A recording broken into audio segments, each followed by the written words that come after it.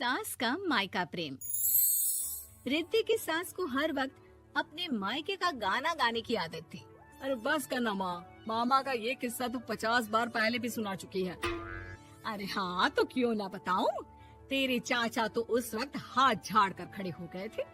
तब मामा ही था तेरा जो आगे आया और मदद की। देखो अब ठीक है ना, जो हो गया सो हो गया। क्यों एक बात को हमेशा गाती रहती हो। अब तो बहू घर आ गई है, उसे तो सबको मान कर चलना है ना, कि सिर्फ सास का मायका ही समझेगी वो। तभी वहाँ रिद्धि आ जाती है। माँ, आज मैं घर जा सकती हूँ? माँ को मेरी बहुत याद आ रही है। शादी के बाद एक बार भी नहीं गई। हाँ तो कौन जाता है। अरे मेरी शादी के बाद जब मैं विदाई होकर आई, इतना बड़ा ससुराल मेरा, खाने वाले 10 लोग और बनाने वाली मैं सिर्फ एक। ऐसा लग रहा था जैसे सिर्फ खाना बनाने के लिए ही ब्याह किया है। वो तो मेरा भाई था, गांव से एक काम करने वाली चाची को भेज दिया जो मेरा हाथ पटाती थी, और उसको पैसा, खाना, कपड़ा, रहने के लिए कमरा, वो सब किसने दिया था? तुम्हारे भाई ने। ये मामला रोज का था। ससुर भी जब गुस्सा होते तो वो सारी बात कह देते जो उनके मन में इतने समय से चल रही थी। मेरा भाई, भाभी, भतीजा, भतीजी सब छुड़वा दिया। मैंने जीवन भर सिर्फ तुम्हारे परिवार वालों से निभाया, लेकिन अब भी चैन नहीं है तुमको। बहू के सामने सास को लगा कि उसकी बेइज्जती हो रही है। अब सुन बहू, अपने कमरे में जा, कहीं नहीं जाना मायके वायके। घर का काम कौन करेगा? पड़ोसन। बहू समझ जाती है मामला गर्म चल रहा है। कमरे में जाने में ही भलाई है। कमरे में क्या है? तुम्हारी माँ हर वक्त चिक चिक चिक करती रहती है। कल ताई मिली थी तुम्हारी मुझे, लेकिन मजाल है सासू माँ की उन्होंने एक बुराई की हो, लेकिन सासू माँ हाँ, जब देखो तब ससुराल के लोगों की बुराई करती रहती है। बेचारे पापा जी कितना मिस करते हैं अपने घर वालों को। मेरा तो बड़ा मन करता है कि ताऊ जी, चाचा जी और सब मिलकर रहे, ना साथ रहे लेकिन आना जाना तो ठीक से रखे। हिंदुस्तान और पाकिस्तान एक हो सकता है, लेकिन चाचा और ताऊ के परिवार के साथ हम लोगों का मिलन ना जी ना, कभी नहीं हो सकता। ये बात है। देखिए मेरे साथ ना ज्यादा चैलेंज मत करिएगा। ऐसा कोई काम नहीं है जो मैं नहीं कर सकती। ससुर जी जो कि बहू की बात सुन रहे थे सामने आ जाते हैं। अरे बेटा, तू ये कर सकती है तो प्लीज मेरा परिवार किसी तरह मुझसे मिलवा दे। सारी जवानी तो मैंने किसी तरह काट ली, लेकिन जीवन के इस पड़ाव पर बहुत याद आती है मेरे परिवार की। हाँ हाँ पिताजी, आप चिंता मत करिए, बस मेरा साथ देते रहिए आप दोनों। फिर देखिए कैसे माँ जी भी ठीक हो जाएंगी और पूरा परिवार भी एक हो जाएगा। थोड़ी देर बाद बहू सामान लेकर घर से निकल रही होती है कि मना किया था ना तुझे मायके जाने के लिए, फिर क्यों जा रही है? बहू कुछ कहती इससे पहले ही बेटा बोलने लगता है। क्या है माँ, वो घर जा रही है। वैसे भी उसके माता पिता ने मुझे 10 लाख दिए तब जाकर मेरा काम शुरू हो पाया, वरना तूने मेरे लिए किया क्या है? अरे वाह बेटा, बचपन से पढ़ाया लिखाया, तेरे दुख दर्द में जगी, और आज वो लोग तुझे सही लग रहे हैं। और फिर ससुराल में लड़की खुश रहे, ये तो मायके वालों की जीवन भर की जिम्मेदारी रहती है। तो ये तुमको भी तो सोचना था ना।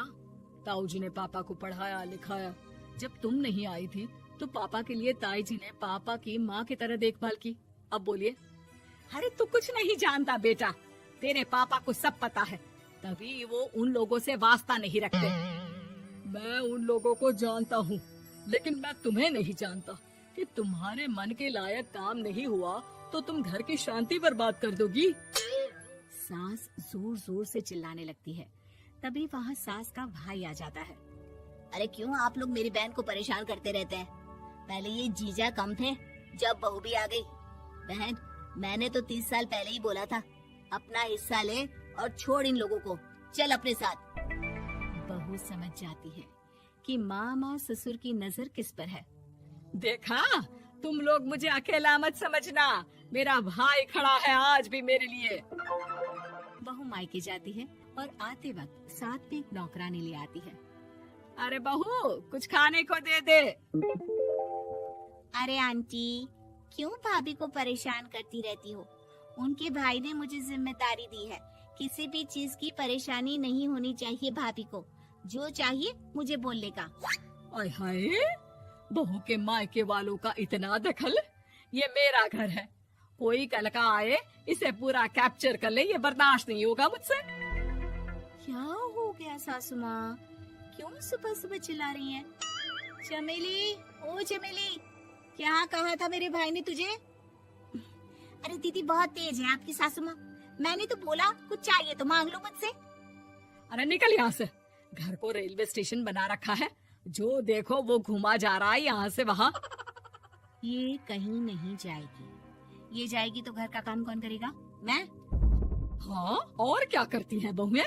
घर का काम ही तो करती है, इसमें नया क्या है? तभी वहाँ ससुर जी आ जाते हैं। हाँ, तो यही बात तो तुम्हें भी समझनी चाहिए थी ना। आज बहू के मायके से नौकर आ गया तो तुम्हें बुरा लग रहा है? अरे तो उस वक्त गर्मा गर्म खाना तो सबने खाया ना। ऐसा तो नहीं है कि मेरे मायके का नौकर था तो सिर्फ मेरे लिए बनाता था। अरे निकालो इसे फिलहाल, बाद में बात करती हूँ। सास का गुस्सा जोर से नौकरानी पर फूटता है। तभी वहाँ बेटा सामान के साथ आकर खड़ा हो जाता है। चलो रिद्धि, तुम ठीक बोलती हो। मेरी माँ को तो हम लोगों की कोई फिक्र है ही नहीं, ये तो सारा दिन सिर्फ अपने बारे में सोचती है। और देखिए, मैं अब से कह रही हूँ कि अब से इस घर की तरफ आपको देखना भी नहीं है। नहीं आना आज के बाद इन लोगों से मिलने। हाँ हाँ, बस कभी कभी दिन में 2 बार मिलने आ जाओ। नहीं, बिल्कुल नहीं। ससुर झूठा नाटक करते हुए। मेरी बीवी ने मुझे मेरे ही परिवार से दूर कर दिया, आज बहू मेरा इकलौता बेटा दूर कर रही है। हाय, कैसे जीऊंगा मैं? वाह, वो भाई जो आपको बेटे की तरह मानता था, उन्हें छोड़ने में तो दुख नहीं हुआ। आज खुद का बेटा छोड़कर जा रहा है तो कैसे जीऊंगा? बड़े आए। अब सास समझ चुकी थी कि उससे गलती क्या हुई है। मुझे माफ कर दे बहू, अब मेरी समझ में आ गया कि अपनों से दूर कर बीवियां पति का भला नहीं बल्कि उन्हें जीवन में अकेला कर रही है। मुझे माफ कर दे, मैं अब सबसे माफी मांग लूंगी। ससुर जी दूर से बहू को थम्स अप